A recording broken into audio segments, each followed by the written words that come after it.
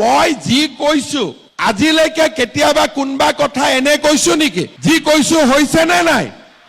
আপোনালোকে যেতিয়া আমাক জন্ম দিছিল এদিনতে জন্ম দিছিল নে 10 মাহ 10 দিন পেটত ৰাখি জন্ম দিছিলে? অকণমান ধৈৰ্য সকলোতে লাগে, একেবাৰে টেনচন নলব, অকণমান অপেক্ষা কৰক, অপেক্ষাৰ ফলটো মিঠা হয়, হয় না নহয়? এতিয়া মোক ল'ৰাবিলাকে কৈ আছে যে মামা আমাৰ কাৰণেও কিবা এটা কৰক। এইবাৰ বাজেটত ল'ৰাবিলাকৰ কাৰণেও মই ভাল স্কিম এটা দি আছো, যাতে ছোৱালীৰ লগতে ল'ৰাবিলাকো আগবাঢ়ি যাব পাৰে। কংগ্ৰেছৰ দিনত অৰুণোদয়ো নাছিলে, মাইক্ৰ' ফাইনেন্সৰ লোন ৰেহাইও নাছিলে, আত্মসহায়ক গোটৰ আঁচনিও নাছিলে, মহিলাসকলক ৰেচন কাৰ্ডো দিয়া নাছিলে, কলেজত বিনামূলীয়া এডমিশ্যন নাছিলে, নিযুত মইনা নাছিলে। খালি কংগ্ৰেছৰ কি আছিলে? সূতা আৰু কম্বলৰ নামত ইখন মিটিঙৰ পৰা সিখন মিটিঙলৈকে মহিলাবিলাকক দৌৰাই ৰাখিছিলে। মানুহে ভাবিছিলে টকা দিয়াটোৱে নিয়ম আৰু বিনা টকা চাকৰি কেতিয়াও সম্ভৱে হ'ব নোৱাৰে।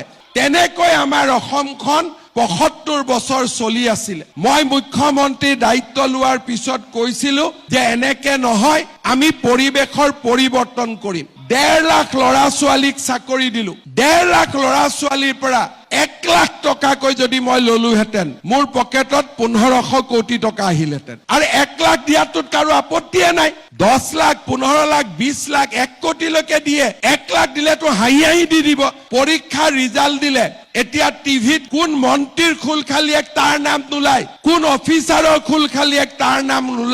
ওলাই যে ই অমুক গাঁৱৰ তৰকাৰী বেপাৰীৰ ছোৱালী, ই অমুক গাঁৱৰ খেতিয়কৰ ল'ৰা, ই অমুক গাঁৱৰ ৰিক্সা চালকৰ ল'ৰা, ই অমুক গাঁৱৰ ঠেলা চালকৰ ল'ৰা। মন্ত্ৰীৰ খোল খালিয়েকৰ পৰা অসমখনক আমি তৰকাৰী বেপাৰী ল'ৰালৈকে ৰূপান্তৰ কৰিলো। চাকৰিৰ নামত টকা লৈছিলে, এতিয়া টকা লোৱাটো বাদে দিয়ক, বিনা পইচাত চাকৰি। আৰু যিকেইটা ল'ৰাই চাকৰি নাপায় তেনেকুৱা ২ লাখ ল'ৰাক ২ লাখ টকা কৰি ব্যৱসায় কৰিবৰ কাৰণে আজি চৰকাৰে টকা দিয়া আৰম্ভ কৰিছে। বেংকৰ লোন নহয়, ডাইৰেক্টলি টকা দিয়া আৰম্ভ কৰিছে। কংগ্ৰেছৰ মানুহবিলাকে আমাক ইমান দিন শোষণ কৰিলে, আমাক একো সুবিধা নিদিলে, ৰাস্তা নবনালে, দলং নবনালে, স্কুল নবনালে। একোখন হাইস্কুল বনাবলৈ কংগ্ৰেছৰ দিনত MLA দিছিলে ২ লাখ ৫ লাখ টকা। এতিয়া মই এখন হাইস্কুল বনাবৰ কাৰণে ৮ কোটিকৈ টকা দিব আৰম্ভ কৰিছো। ধুনীয়াকৈ ডন বস্কো সেন্ট মেৰিজতকৈ আমাৰ হাইস্কুলখন যাতে ভাল হয়। প্ৰত্যেক জিলাতে মেডিকেল কলেজ হৈছে, ব্ৰহ্মপুত্ৰৰ ওপৰত দলং হৈছে, একোখনকৈ বিশ্ববিদ্যালয় হ'বৰ কাৰণে আৰম্ভ কৰিছে। ৩.৫ বছৰৰ ভিতৰতে যিমান পাৰো আমি পৰিৱৰ্তন কৰিছো। এগৰাকী মাতৃৰ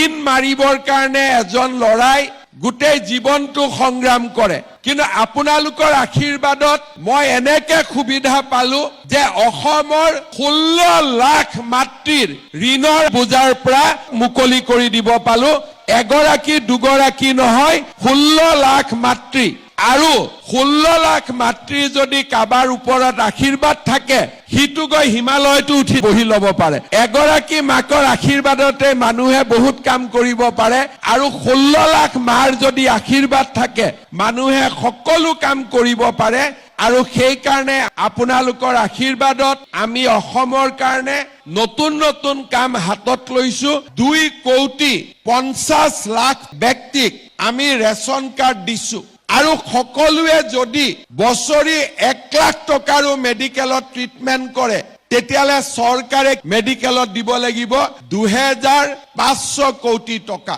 আৰু ৰেচন কাৰ্ডখন হাতত থকা মানে আপোনালোকে বেমাৰ আজাৰ হলে 5 লাখ টকালৈকে চিন্তা কৰিব নালাগে। আগতে ৰেচন কাৰ্ডত অকল আমি চাউল পাইছিলো, কিন্তু এতিয়া আমি ৰেচন কাৰ্ডত অৰুণোদয় পালো। আৰু আমি ৰেচন কাৰ্ডখন দেখুৱালেই মেডিকেলত 5 লাখ টকালৈকে বিনামূলীয়া আমাৰ পৰিয়ালটোৱে বছৰি চিকিৎসা পাব পাৰিব। আমি সকলো কথাতে গাঁওবুঢ়াৰ চাৰ্টিফিকেট ল'ব লাগে, মৌজাদাৰৰ চাৰ্টিফিকেট ল'ব লাগে, কিন্তু ৰেচন কাৰ্ডখন হাতত থকা মানে এইটো প্ৰমাণ হয় যে মোৰ বাৰ্ষিক উপাৰ্জন 4 লাখ টকাতকৈ কম এতিয়া বহুত মানুহে অৰুণোদয়ৰ বাবেও গাঁওবুঢ়াৰ চাৰ্টিফিকেট বিচাৰি আছে মই আপোনালোকক এটাই কথা কৈছো যে অৰুণোদয়ৰ কাৰণে গাঁওবুঢ়া মৌজাদাৰৰ কোনো চাৰ্টিফিকেট নালাগে মাত্ৰ ৰেচন কাৰ্ডখন দেখুৱালেই হ'ব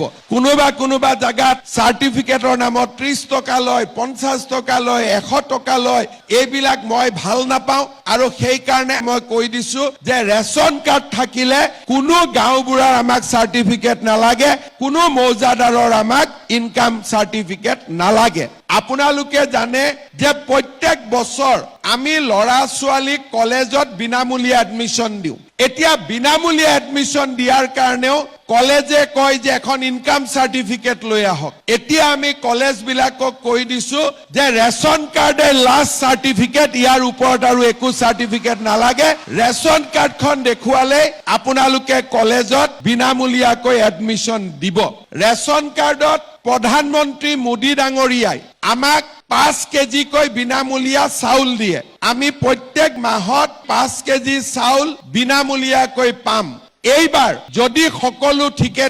থাকে মই চেষ্টা কৰিছো বিনামূলীয়া দিবৰ কাৰণে ইমান টকা মোৰ লগত নাই কিন্তু বিনামূলীয়াকৈ নহলেও ৰেচন কাৰ্ডত দালি আৰু চেনি আমি সুলভ মূল্য দিয়াৰ বাবে ব্যৱস্থা লম বজাৰতকৈ যদি দালি অন্তত 25 টকাও কমত দিব পাৰো চেনি যদি বজাৰতকৈ 20 টকাতকৈ হলেও দাম কমত দিব পাৰো এখন ৰেচন কাৰ্ডৰ জৰিয়তে আমি কিমানখিনি উপকৃত হ'ব পাৰো আপোনালোকক তাৰ মই এটা উদাহৰণ দিলো আমাৰ মহিলাসকলে মাজে চিন্তা কৰে যে মুখ্যমন্ত্ৰীয়েটো আত্মসহায়ক গোটত 10,000 টকা দিম বুলি কৈছিল এতিয়ালৈকে টকাটো অহা নাই মই যি কৈছো আজিলৈকে কেতিয়াবা কোনবা কথা এনে কৈছো নেকি যি কৈছো হৈছে নে নাই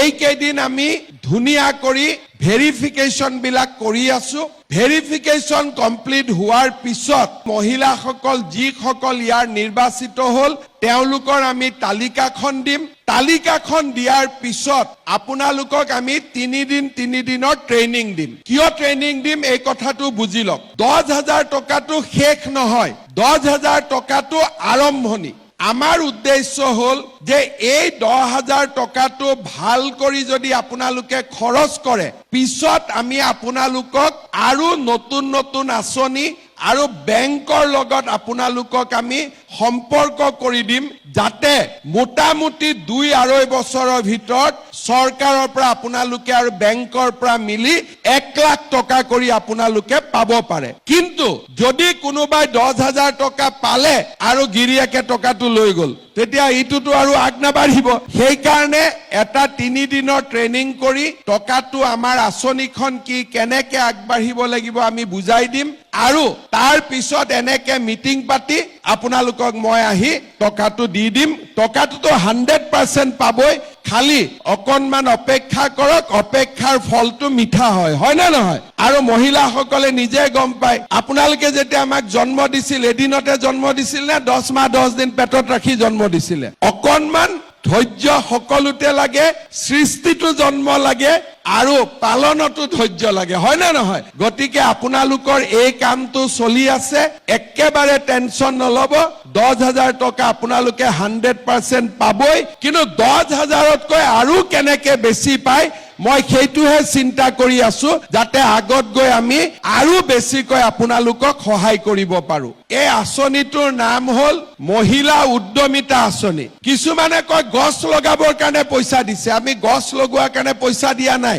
এইটো ভুল ধাৰণা নলব কাৰণ গছডাল লাগিলে ডাঙৰ হলে গছডাল আপোনালোকে মোৰ ঘৰত কাটি নিদিয়ে গছডাল আপোনালোকৰ ঘৰতে থাকিব গতিকে এই গছডাল যদি চেগুন গছ ৰৈছে ডাঙৰ হলে তাৰ যি উপাৰ্জন হ'ব সেইটো আপোনালোকে পাব আৰু আপোনালোকক গছডাল ৰুবৰ কাৰণে মই উৎসাহ দিয়াৰ কাৰণে মোক উল্টাই আপোনালোকে পিঠা খুৱাবহে লাগে যি ছোৱালী কলেজত পঢ়ে 1,000 হায়াৰ সেকেন্ডাৰীত 1250 টকা ডিগ্ৰীত পঢ়িলে 2,500 টকা পোষ্ট গ্ৰেজুৱেটত পঢ়িলে মই যেনেকে কথা দিছিলো আজিকালি বেংকত 10 তাৰিখে আমাৰ ছোৱালীসকলেও এই আঁচনি পায় এতিয়া মোক ল'ৰাবিলাকে কৈ আছে যে মামা আমাৰ কাৰণেও কিবা এটা কৰক এইবাৰ বাজেটত ল'ৰাবিলাকৰ কাৰণেও মই ভাল স্কিম এটা দি আছো যাতে ছোৱালীৰ লগতে ল'ৰাবিলাকো আগবাঢ়ি যাব পাৰে আপোনালোকে চিন্তা কৰক আগতে কোন চৰকাৰৰ দিনত আমি অৰুণোদয় পাইছিলো কোন চৰকাৰৰ দিনত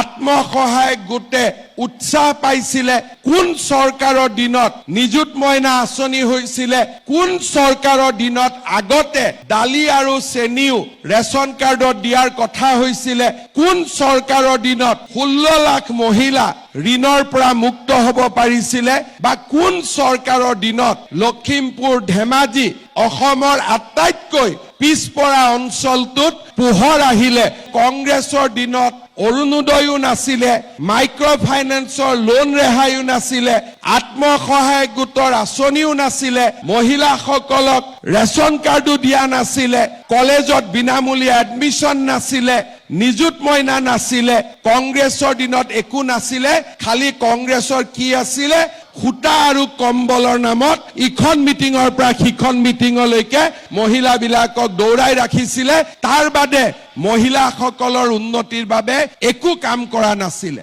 আগতে যেতিয়া পৰীক্ষাৰ ৰিজাল্ট দিয়ে এপিএসসি ৰিজাল্ট দিয়ে পুলিচৰ ৰিজাল্ট দিয়ে তৃতীয় চতুৰ্থ শ্ৰেণীৰ ৰিজাল্ট দিয়ে তেতিয়া টিভিত কি ওলাই বাতৰি যে কোন মন্ত্ৰী লৰাই ডিএসপি হল কোন অফিচাৰৰ লৰা গৈ পেলাই মেজিষ্ট্ৰেট হল কোন ডাঙৰ বিষয়াৰ খুলখালিয়েকে গৈ পেলাই প্লেনিং অফিচাৰ পালে কাৰ খুলখালিয়েকে গৈ পেলাই টেক্সৰ সুপাৰিনটেণ্ডেণ্ট হল কোন দ্বিতীয় হল পেপাৰ আৰু টিভিত এই লিষ্ট বিলাক আহিছিলে আৰু এই লিষ্ট বিলাকৰ লগত কি লিখিছিলে যে এনেকুৱা এটা চাকৰি পাবৰ কাৰণে হয় মন্ত্ৰী বিধায়কৰ খুলখালিয়েক হ'ব লাগিব নহলে মন্ত্ৰী বিধায়কৰ লৰা হ'ব লাগিব নহলে মন্ত্ৰী বিধায়কৰ আশে-পাশে থাকিব লাগিব পঢ়া শুনাৰ কোনো মূল্য নাই পঢ়া শুনা কৰিলে অসমত কোনেও চৰকাৰী চাকৰি নাপায় আৰু মানুহে এইটো মানি লৈছিলে মোৰ ওচৰতে আহি কয় যে দাদা কিবা এটা লাইন দিয়ক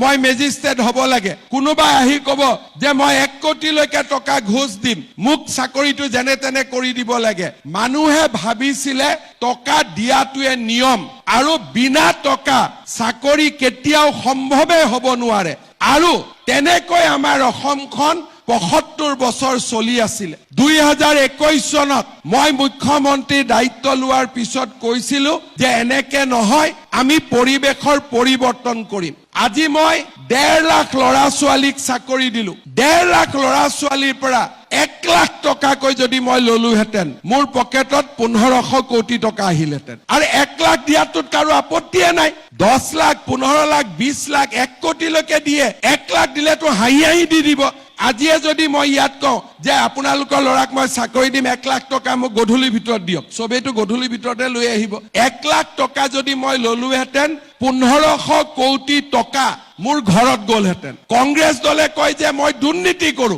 আৰে দুৰ্নীতি যদি কৰিলোহেঁতেন 1500 কোটি টকাটো মোৰে পকেটত আহিলেহেঁতেন পৰীক্ষাৰ ৰিজাল্ট দিলে এতিয়া টিভিত কোন মন্ত্ৰীৰ খুলখালিয়েক তাৰ নাম নোলাই কোন অফিচাৰৰ খুলখালিয়েক তাৰ নাম নোলাই ৰিজাল্ট দিলে উলাই যে ই অমুক গাঁৱৰ তৰকাৰী বেপাৰীৰ ছোৱালী ই অমুক গাঁৱৰ খেতিয়কৰ ল'ৰা ই অমুক গাঁৱৰ ৰিক্সা চালকৰ ল'ৰা ই অমুক গাঁৱৰ ঠেলা চালকৰ ল'ৰা মন্ত্ৰীৰ খুলখালিয়েকৰ পৰা অসমখনক আমি তৰকাৰী বেপাৰী ল'ৰালৈকে ৰূপান্তৰ কৰিলো আৰু এইটোৱে হৈছে আমাৰ জীৱনৰ আটাইতকৈ ডাঙৰ সফলতা ইয়াৰ ফলত কি হৈছে এতিয়া ল'ৰা ছোৱালীক মাক দেউতাকে কয় যে পঢ় চাকৰি পাবি ল'ৰা ছোৱালীয়ে স্কুলত আগতকৈ বেছি যায় আজিকালি সবেই জানে যে পঢ়া শুনা কৰিলে আমাৰ ল'ৰা ছোৱালীয়ে চাকৰি পাব ৰাজ্যত আন্দোলন নোহোৱা হৈছে শিক্ষাৰ পৰিৱেশ নিৰ্মাণ হৈছে আৰু অসমখন এটা ভাল পৰিৱেশলৈকে গৈ আছে